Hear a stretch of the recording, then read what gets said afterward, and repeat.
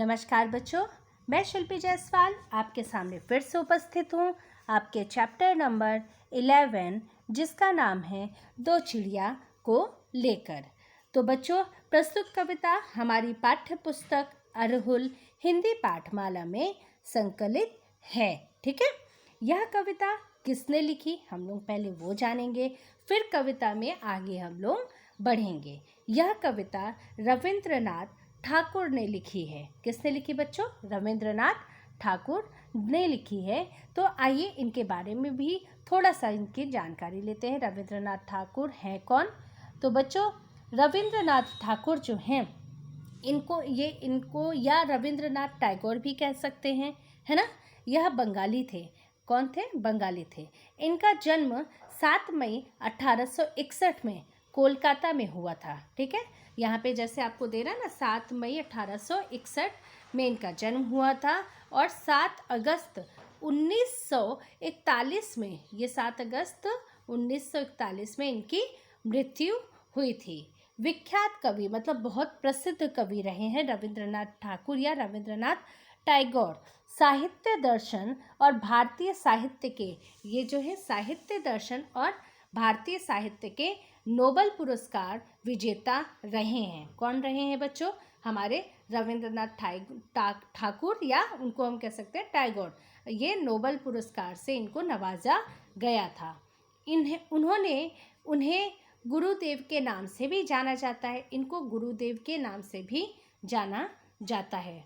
बंगला साहित्य के माध्यम से भारतीय संस्कृति चेतना में नई जान फूंकने वाले युग दृष्टा थे।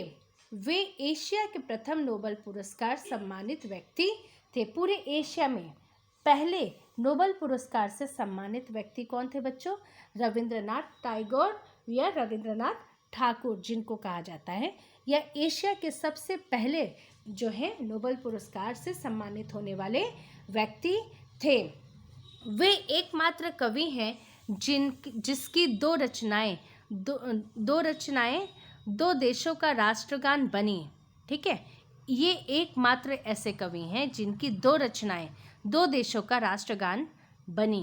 भारत का राष्ट्रगान जन गण मन आप गाते ही हो अपने स्कूल में, तो आपको पता ही है ना बच्चों। ये हमारे देश का राष्ट्रगान है। इसको किसने लिखा? रविंद्रनाथ टैगोर ने। ठीक है, हम उन्हीं के बारे में पढ़ रहे हैं। और बांग्लादेश का राष्ट्रीय गान अमार सोनार बांग्ला, ठीक, ये भी इन्होंने ही लिखा था, रविंद्रनाथ टैगोर ने ही लिखा था। गुरुदेव की ही रचना है। गुरुदेव कौन? किसको संबोधित कर रहे हैं गुरुदेव के नाम से? रविंद्रनाथ टैगोर या रविंद्रनाथ ठाकुर, जिनकी फोटो ये देखिए आपको सामने दिख रही है। ठीक है, तो ये हमारे हिंदी साहित्य के, हमारे भारतवर्ष के लिए कितने इम्पॉर्टेंट है, कितने महत्वपूर्ण हैं, कितने महान हैं। इनकी वजह से हमारे भारतवर्ष को कितना नाम मिला, एक राष्ट्रगान मिला, ये हमारे इन्हीं की वजह से है, इन्हीं की देन है। ठीक है, तो अब हम लोग इनकी कविता पढ़ेंगे जिसका नाम है दो चिड़िया। आइए हम लोग अपनी कविता में बढ़ते हैं आगे। तो बच्चों, ये जो कविता है जिसका नाम है दो चिड़िया, यह कविता जो है एक भावात्मक कविता है। कविता को पढ़ने के पहले समझ लें कि कविता किस तरीके की है। तो यह जो कविता है एक भावात्मक कविता है। भावात्मक का मतलब क्या होता है बच्चों?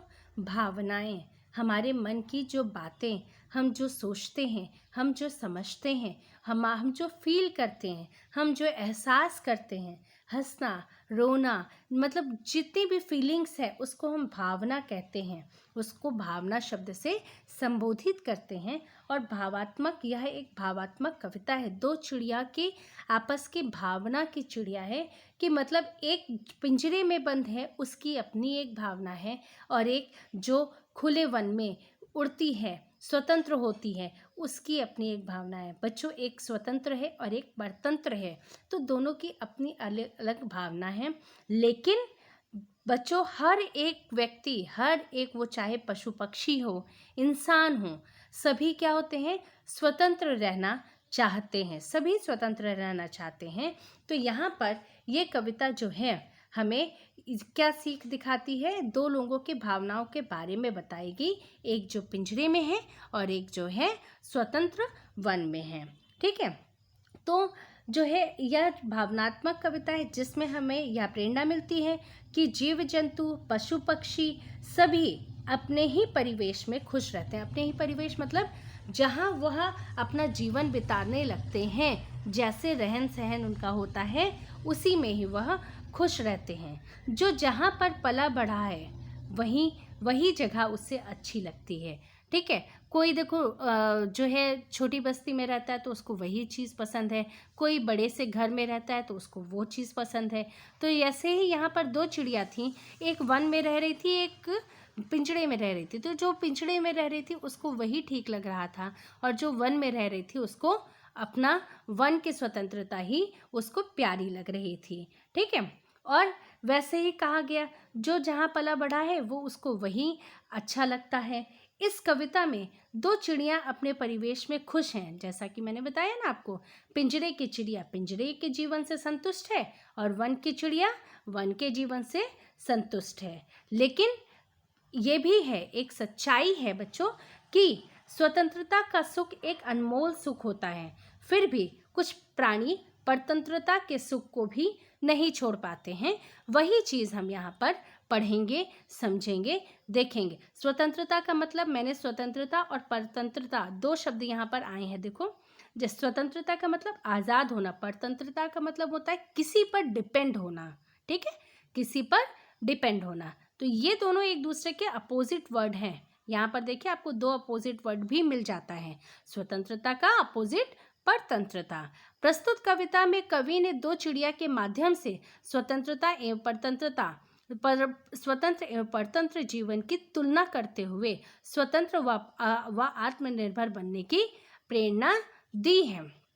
ठीक है, तो यहाँ पर देखो क्या दिख रहा है, दो चिड़िया हमको दिखेंगी। देखिए इस पिक्चर में भी दो चिड़िया है, एक जो है खिड़की के बाहर है और एक पिंजरे में है ना। तो अब हम लोग कविता पढ़ेंगे। घर की चिड़िया थी पिंजरे में, वन की चिड़िया थी वन में। तो देखिए क्या कह रहे हैं हमारे कवि कि घर की जो चिड़िया थी वो घर में थी, घर के पिंजरे में थी, और वन की चिड़िया कहाँ थी? वन में थी। मिली अचानक एक दिवस वे, एक दिवस यानी एक दिन, यहाँ पर मिली अचानक एक दिवस वे, मिली अचानक एक दिवस, दिवस का मतलब क्या होता है? दिन। एक दिन वे थी कुछ विधि के मन में, तो यानी विधि मतलब ईश्वर ब्रह्मा, तो यानी कुछ भगवान के मन में था इन दोनों को मिलाने के लिए। तभी क्या हुआ? ऐसा संयोग बना कि एक दिन दोनों अचानक मिल गई। ठीक, फिर आगे हम लोग पढ़ते हैं। वन की चिड़िया बोली तब यूं सुनरी पिंजरे वाली। वन की चिड़िया कैसे बोलती है? वन की चिड़िया बोली तब यूं सुनरी पिंजरे वाली, उड़ चल वन को मेरे संग तू, कर दे पिंजरा खाली। वन की जो चिड़िया थी उसने देखा कि एक उसके समान ही चिड़िया जिसको उड़ना चाहिए, चहचहाना चाहिए, वह एक पिंजरे में बंद है।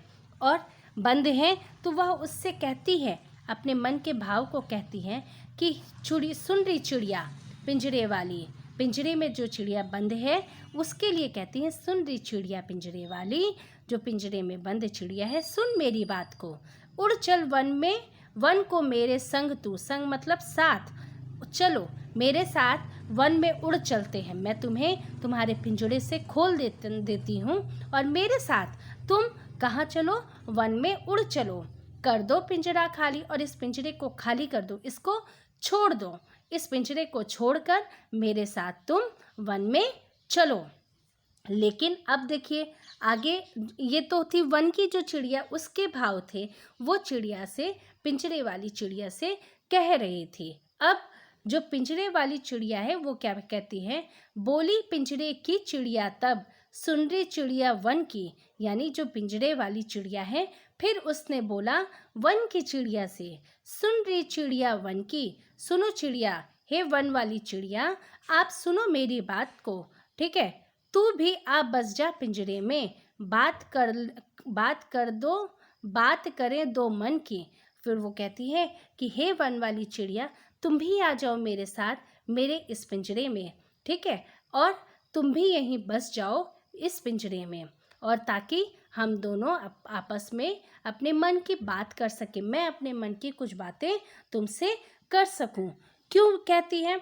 इसलिए कहती है ये चिड़िया कि वह अकेले अकेले यहाँ पर है, ठीक है, किसी से वो अपने मन की बात कह नहीं सकती, बोल नहीं सकती, बता नहीं सकती। जैसे कि मनुष्य मनुष्य से ही भाषा को समझता है, वैसे चिड़िया चिड़िया की ही भाषा को समझती हैं।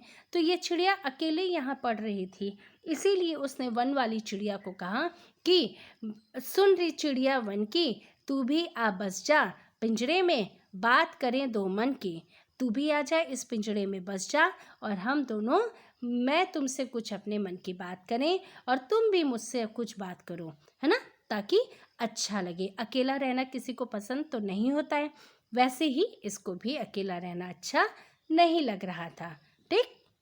फिर नेक्स्ट उसमें क्या है, मैं क्यों फंसूँ, ये वन की चिड़िया बोल रही है, मैं क्यों फंसूँ भला बंधन में। कहते हैं बंधन मतलब कैद, बंधन का मतलब कैद, मैं क्यों फंसूँ बंधन में, ये वन की चिड़िया कहती है। वन की चिड़िया बोली, है ना, जो आज़ाद है, स्वतंत्र है, वो कैसे बंधन में रहेगी, वो रह ही नहीं पाएगी। इसीलिए वो कहती है कि मैं क्यों फंसूँ भला बंधन में, मैं बंधन में क्यों फंस जाऊँ, तुम्हारी तरह मैं भी उसमें पैक हो जाऊँ, ठीक हो। उदास पिंजरे की चिड़िया मन ही मन रोली। और फिर जब उसको वन की चिड़िया ने मना कर दिया कि नहीं, मैं क्यों फंसूँ, तुम फंसी हो तो मैं भी फंस जाऊँ, मैं क्यों फंसूँ बंधन में, तो वन वाली जो पिंजरे की चिड़िया है वह उदास हो गई। उसका मन जो क्या हो गया, उदास मतलब बच्चों दुखी, वह दुखी हो गई, मन ही मन में बहुत दुखी हुई, उदास हुई और अकेले में रो ली, ठीक है। क्यों रो ली बच्चों? क्योंकि वह स्वतंत्र चिड़िया को देखकर उसको भी स्वतंत्र होने का मन हो रहा था कि मैं भी ऐसे ही खुद स्वतंत्र हो जाऊं और सभी से मिलूं, उड़ूं, मन चाहे जगह जाऊं, लेकिन वह नहीं जा सकती थी और उसको वन की चिड़िया ने मना कर दिया। इसी वजह से वह मन ही मन में रो रही थी और उदास थी, ठीक है। फिर जो है यहाँ पर ये पिंजरे वाली चिड़िया क्या कहती है, छोड़ चलूँ सोने का घर में, छोड़ चलूँ सोने का घर में, भटकूँ जाकर वन में। फिर उसके मन में एक बात आती है कि क्या छोड़कर चलूँ ये सोने का घर में, ठीक है, और भटकूँ, भटकूँ का मतलब भटकना, और जाकर वन में भटकूँ। एक घर की चिड़िया थी घर में और वन की चिड़िया थी वन में। तो यहाँ पर जो पिंजरे वाली चिड़िया है वो बड़े असमंजस में थी कि मैं कैसे छोड़कर ये जाऊं, क्योंकि वह रहते रहते पिंजरे में रहते रहते उसकी एक आदत सी हो गई थी किसी दूसरे पर डिपेंड होने की, वैसी ही स्थिति में रहने की आदत हो गई थी। क्योंकि एक ये जो प्राणी है, मनुष्य है या प्राणी है या जीव जंतु हैं, जैसी परिस्थिति में रहते जाते हैं तो उनकी एक आदत सी हो जाती है वैसी ही जगह रहने की। तो वो फिर वहाँ से दूसरी परिस्थिति में जाने में उन्हें थोड़ा सा अटपटा लगता है, थोड़ा सा अजीब लगता है, ठीक है। तो यहाँ पर जो है पिंजरे वाली चिड़िया इसीलिए स्वतंत्र होकर नहीं जाना चाहती कि यहाँ तो मुझे खाना पीना मिल रहा है, फिर मैं कैसे भटकूँ, वन में जाकर जगह जगह भटकूँगी, मतलब भटकना पड़ेगा मुझे, खाने के लिए खाना ढूंढना पड़ेगा मुझे, ऐसी स्थिति हो जाएगी। तो हमने देखा फिर, लेकिन बच्चों ये जो कविता हमारी है दो चिड़िया, ये कविता एक चीज़ और हमें एहसास कराती है, याद दिलाती है। किस चीज़ का? हमें याद दिलाती है कि जिस समय हमारा भारतवर्ष आज़ाद नहीं था, ठीक है, हमारा भारतवर्ष आज़ाद नहीं था, उस समय लोग भी इस पिंजरे वाली चिड़िया के जैसे ही, जब तक 1857 की क्रांति नहीं हुई थी, वह पहली ही क्रांति थी जब हमारा भारतवर्ष जो है अंग्रेज़ों के खिलाफ लड़ा था, वह पहली क्रांति थी। तो उस क्रांति के पहले लोगों की सोच इसी चिड़िया के समान हो गई थी कि हम क्यों लड़ें, हम इन अंग्रेज़ों से, इन जो है फिरंगियों से क्यों लड़ें, कोई बात नहीं, हम लड़ेंगे तो इनसे हम जीत नहीं पाएंगे। मतलब कि एक मन में उत्साह खत्म हो गया था, वैसे ही इस चिड़िया का भी उत्साह खत्म हो गया है और कि मन में एक उत्साह खत्म हो गया था कि हमें इनकी गुलामी में रहना है, कोई बात नहीं, हम रहते हैं। लेकिन जब रानी लक्ष्मीबाई ने विद्रोह किया था, तब लोगों के मन में क्या हुआ था, एक उत्साह जागा था कि नहीं, हमें आज़ादी लड़नी है। उन्होंने याद दिलाया था किस बात की बच्चों, कि हम आज़ाद होते हैं तो किस प्रकार आज आप आज़ाद हो, आपको पता है पहले कितना अत्याचार होता था और आज हम किस प्रकार से रहते हैं। तो यहाँ पर भी वही कुछ मुझे याद आता है कि इसी तरह से इस चिड़िया के मन में भी वही बात आ गई कि जो है मैं यहाँ से निकलूँगी तो पता नहीं कैसे मुझे भटकना पड़ेगा, खाना मिलेगा या नहीं मिलेगा, कोई बात नहीं, मैं इसी परिस्थिति में रह लेती हूँ, मैं इस पिंजड़े से बाहर नहीं जाती हूँ। ठीक है, तो बच्चों मैं आशा करती हूँ आपको यह कविता अच्छे से समझ में आएगी। धन्यवाद।